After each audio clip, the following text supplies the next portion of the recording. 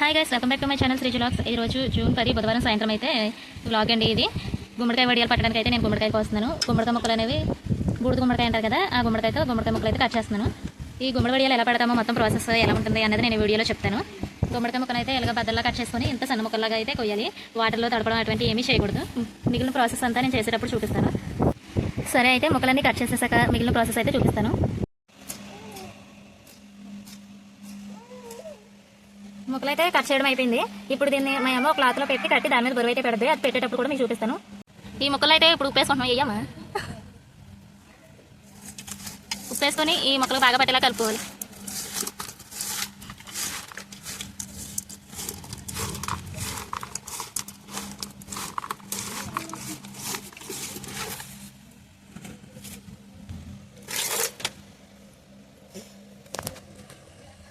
ఇప్పుడు ఒక cotton cloth తీసుకొని అందులో ఈ ముక్కలు అయితే వేసుకోవాలి.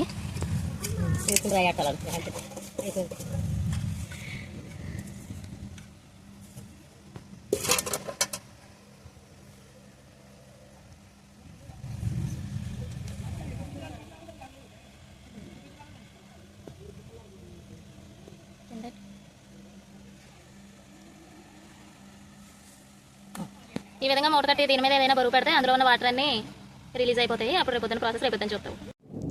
ఇప్పుడైతే మనం ఇందాక ముక్కలు కట్ చేసి అవి ఎత్తి పెట్టుకున్నాం కదా, ఇప్పుడు మినపప్పును కూడా నానబెట్టుకున్నాము. ఇవి రాత్రంతా నాని రేపు మార్నింగ్ రుబ్బుకొని అందులో కలుపుకొని వేసుకోవాలి. ఆ ప్రాసెస్ కూడా రేపు మార్నింగ్ చూపిస్తాను. నైట్ పప్పు నానబెట్టుకున్నాం కదా, ఈ పప్పు అంతా ఇలా నీట్గా వాష్ చేసుకోవాలి, పొట్టు మొత్తం పోయేలాగా. ఇప్పుడు మిక్సీలో వేసుకొని గట్టిగా పప్పు అయితే ఆడుకోవాలి.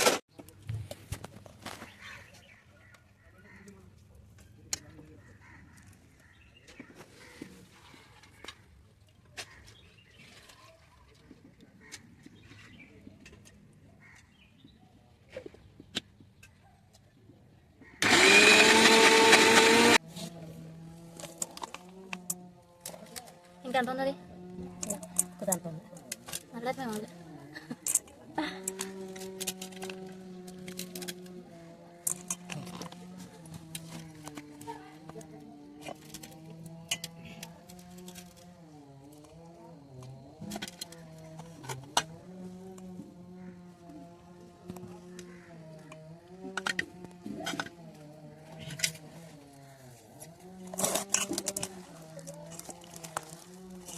సరిపోదాం. అది పోతా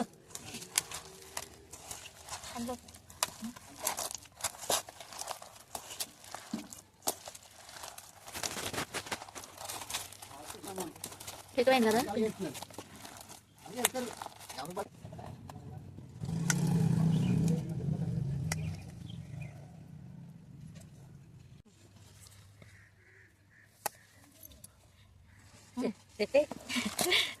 రాత్రి ముక్కల్లో ఉప్పు వేసుకున్నాం కదా ఆల్రెడీ కలుపుకొని, అది కలుపుకునేటప్పుడు చూసుకోవాలి. చాలకపోతే మళ్ళీ ఇప్పుడు ఉప్పు అడ్జస్ట్ చేసుకోవాలి.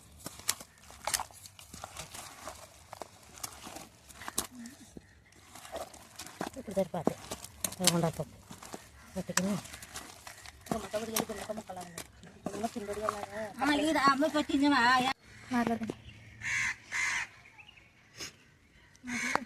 చూసారు కదా, ఈ విధంగా అయితే తీసుకొని మనకి వడలాగా అయితే వేసుకోవాలి. మనకి ఎంత సైజు కావాలో అంత సైజు అయితే పెట్టుకోవాలి. కొంచెం పలుచగా పెట్టుకోవాలి, లేదంటే ఆరబో. మనం ముక్కల్లో పప్పు కలిపేటప్పుడు అయితే పప్పు ఎక్కువ కలపాలి, లేదంటే ఈ గుమ్మడికాయ ముక్కలు ఉన్నాయి కదా, ఈ ముక్కలన్నీ సెపరేట్ అయిపోయి ఊడిపోయినట్టు అలా ఉంటాయి. ఇలా పప్పు ఎక్కువ కలిపితే ఇలా మనకి ముద్దలాగా అయితే అవుతుంది. ఇలా మొత్తం అన్నీ ఇలా పెట్టేసుకొని ఎండలో ఈవినింగ్ వరకు ఆరుకోవాలి.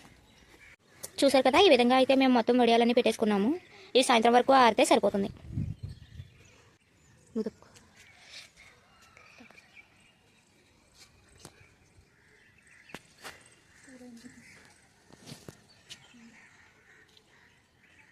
మనం పూర్తిగా వడియాలన్నీ ఆరిపోయినాయండి.